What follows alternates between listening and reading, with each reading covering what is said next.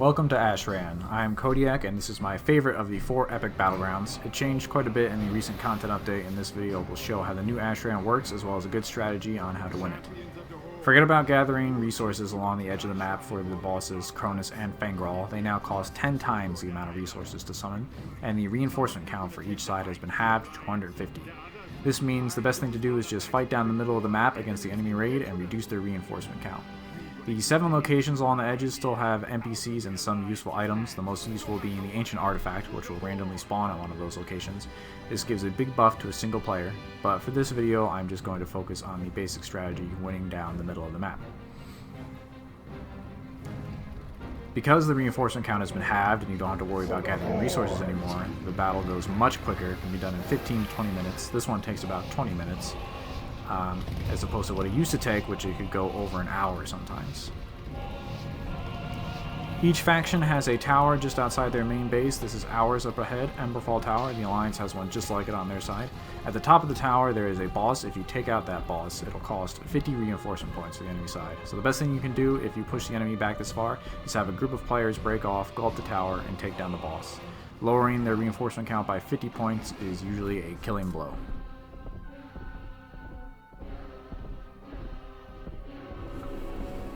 The 2 raids will meet here in the middle of the map. I'm just going to wait a moment for my raid to catch up. And it can start to lag a lot in these big battles, and it's risky to go forwards, so I like to hang back a bit and wait for reckless players to come forwards, stun them and take them out, while our ranged players focus on nuking the enemy team and picking off healers. Now I will go forwards with some AoE and a mass fear every once in a while, but not without my heroic leap on backup to get out of there. As every death costs you 1 reinforcement point, you want to do your best to stay alive. Fight together, play conservatively, and pick off the enemy players that come forwards. Now this mid-fighting does last 5 minutes or so while we try to gain an advantage, so I'm just going to skip ahead a bit. And here we have quite a big lead over the enemy team. Their raid is falling back, and we're picking off the stragglers as they try and fall back, which is a great way to get ahead. I am a frog. And there are NPCs that spawn at these contested areas along the middle of the map, which can be another good thing for the melee players to focus on, taking out these NPCs, as they can be a nuisance, allowing our ranged players to continue focusing on nuking the enemy team.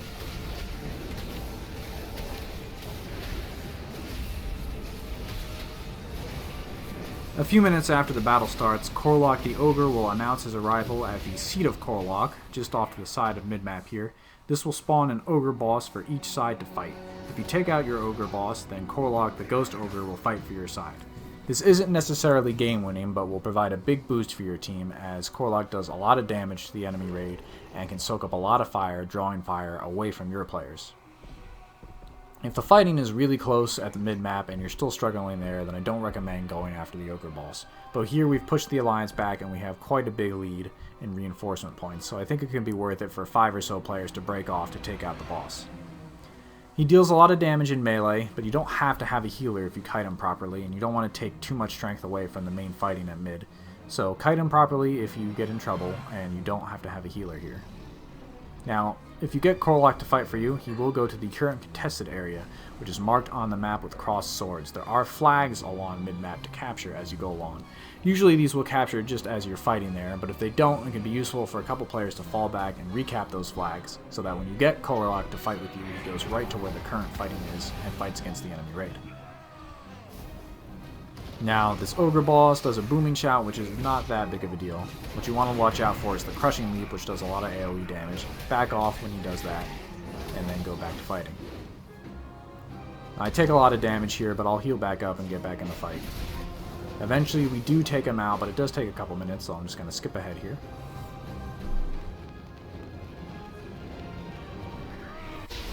Now we have Kor'lok fighting alongside us. You can see off to the left here when I turn my camera, he's fighting against the enemy team. And then he will jump forward to the next contested area, as we already have this captured, and he'll likely be cutting off Alliance reinforcements there. This will help to weaken them a lot, and right here is where we start to get a really big lead. As soon as we take out this Demon Hunter, which does take a while, melee classes do get the frontline fortitude buff here, which does increase your toughness. That's why I have 600 health instead of my normal 300k. Now you can see all these enemy players scattered out apart from the main alliance raid. What you want to do when this happens is surge forward and kill as many as you can to get yourself as big of a reinforcement count lead as you can. Pick off these stragglers before they're able to fall back to the main raid.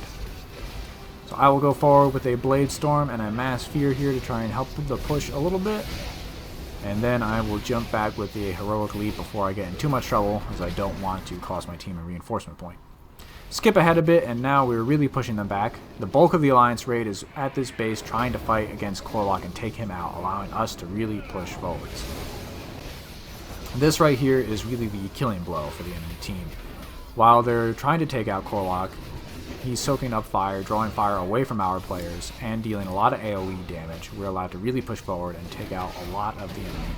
And this is where we get about a 50 reinforcement point lead for ourselves. Now, Kor'lok does get automatic debuffs on him as he fights that increase the amount of damage he takes. So eventually he is going to get a lot of stacks of that, and he is going to go down. But not before allowing a great opportunity to push the enemy back, as you can see here. Now, Kor'lok has done a bunch of damage. We push forwards. That combined strength means that they just start to break, and now they're really starting to drop in reinforcement points. We're going to get about 50 point lead here as we push with Kor'lok.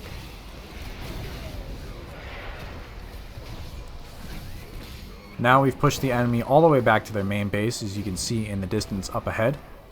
This gives us the opportunity to go up their tower and take out their tower boss. There's the Alliance tower there with the boss Riley Crestfall at the top.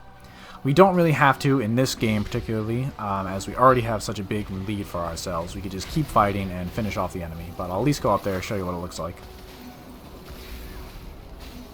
Right now, just gauging that we've pushed ahead far enough. I don't want to run ahead of everybody and get taken out as I try and get up the tower. So we've pushed the Alliance back far enough. We're holding them in the courtyard. Now's a good time to head up the tower and start the boss fight.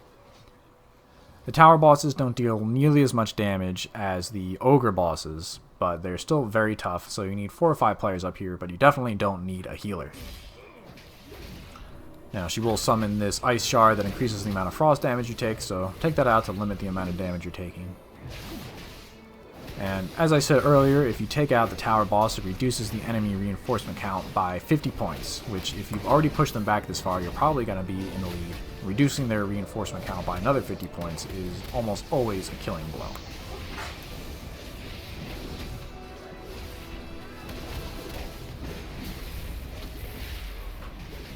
As you can see down on the bottom, on the ground there, we're still fighting strong against the enemy raid, holding them in the courtyard, giving us time to take out this boss.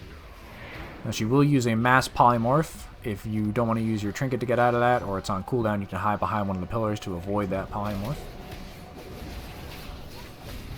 And as we really don't need to take her out here, I am going to go rejoin the main fighting, as we'll certainly have a lot more fun fighting against enemy players than this boss. But it is always the best thing you can do to take out this tower boss. Costing the enemy team 50 points is almost always a killing blow. So rejoin the fighting here. Keep looking for those reckless enemy players going forwards, and they're going to start getting quite reckless, like this guy, as they know they're in a losing situation. His shield's going to go down, and then he's not going to last much longer after that.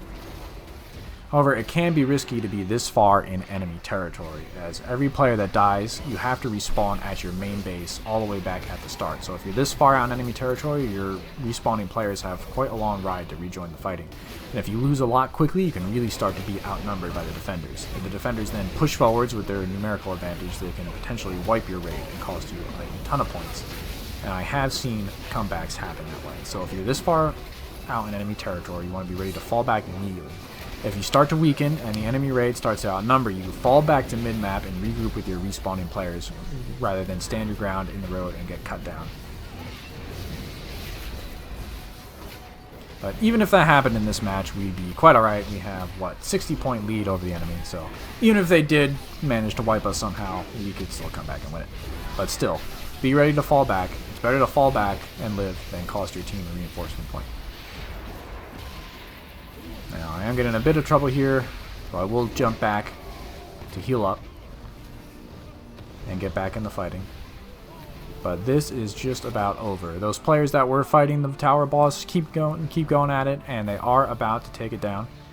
And that will finish off these last few remaining reinforcement points for the enemy raid.